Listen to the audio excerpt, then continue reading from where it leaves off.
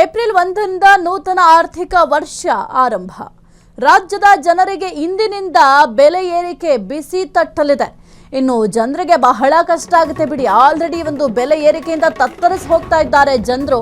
ಆದರೆ ಈಗ ಮತ್ತಷ್ಟು ಬೆಲೆ ಏರಿಕೆ ಆಗಲಿದೆ. ಏಪ್ರಿಲ್ 1ರಿಂದ ಈ ಒಂದು ನೂತನ ಆರ್ಥಿಕ ವರ್ಷ ಆರಂಭ ಆಗೋದ್ರಿಂದ ರಾಜ್ಯದ ಜನರಿಗೆ ಇಂದಿನಿಂದ ಬೆಲೆ ಏರಿಕೆ ಬಿಸಿ ತಟ್ಟಲಿದೆ.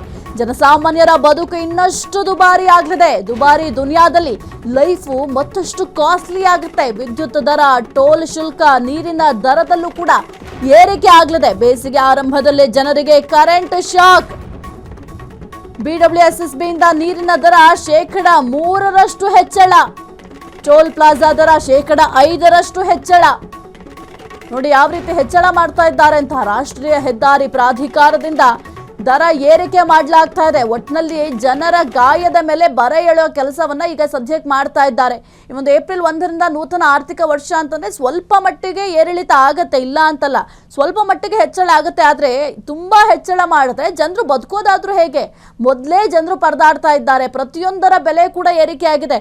ಒಂದು ತರಕಾರಿ ತಗೊಳ್ಬೇಕಂತಂದ್ರೆ ತರಕಾರಿ ರೇಟ್ ಜಾಸ್ತಿ ಆಗಿದೆ, ಹಾಲಿನ ದರ ಹೆಚ್ಚಾಗಿದೆ, ಮೊಸರು ದರ ಹೆಚ್ಚಾಗಿದೆ, ಇನ್ನು ದಿನಸಿ ಪದಾರ್ಥಗಳ ದರ ಹೆಚ್ಚಾಗಿದೆ. ಅದರ ನಡುವೆ ಈಗ ಕುಡಿಯುವ ನೀರು, ಆ ಒಂದು ನೀರಿನ ದರ ಕೂಡ ಈಗ 3% ಹೆಚ್ಚಾಗುತ್ತಂತೆ. BWSSB ಈ ಒಂದು ಆದೇಶವನ್ನು ಹೊರಡಿಸಿರೋದು. ಜೊತೆಗೆ ಟೋಲ್ ಪ್ಲಾಜಾ ದರ ಕೂಡ 5% ಹೆಚ್ಚಳ ಆಗುತ್ತೆ.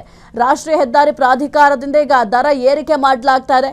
ಒಟ್ಟಿನಲ್ಲಿ ಜನಸಾಮಾನ್ಯರ ಬದುಕು ಇನ್ನಷ್ಟು ದುಬಾರಿ ಆಗುತ್ತೆ. ಈ ಒಂದು ದುಬಾರಿ ಜೀವನವನ್ನ ಹೆಂಗಪ್ಪ ಮಾಡೋದು ಅಂತ ಜನರು ಯೋಚನೆ ಮಾಡಬೇಕು. ದುಬಾರಿ ದುನಿಯಾದಲ್ಲಿ ನಮ್ಮ ಲೈಫು ಮತ್ತಷ್ಟು ಕಾಸ್ಟ್ಲಿ ಆಗುತ್ತೆ. ಒಂದು ಕಡೆ ವಿದ್ಯುತ್ ದರ ಆಗಿರ್ಬೋದು, ಟೋಲ್ ಶುಲ್ಕ, ನೀರಿನ ದರ ಎಲ್ಲವೂ ಕೂಡ ಜಾಸ್ತಿ ಆಗ್ತಾ ಇದೆ.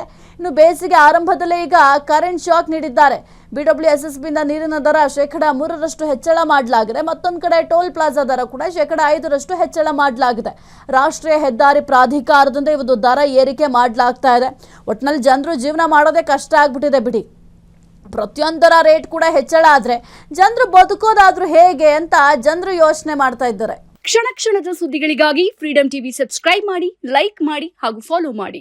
ಹೊಸ ಸುದ್ದಿಗಳ ನೋಟಿಫಿಕೇಶನ್ಗಾಗಿ ಬೆಲ್ ಐಕಾನ್ ಮೇಲೆ ಕ್ಲಿಕ್ ಮಾಡಿ.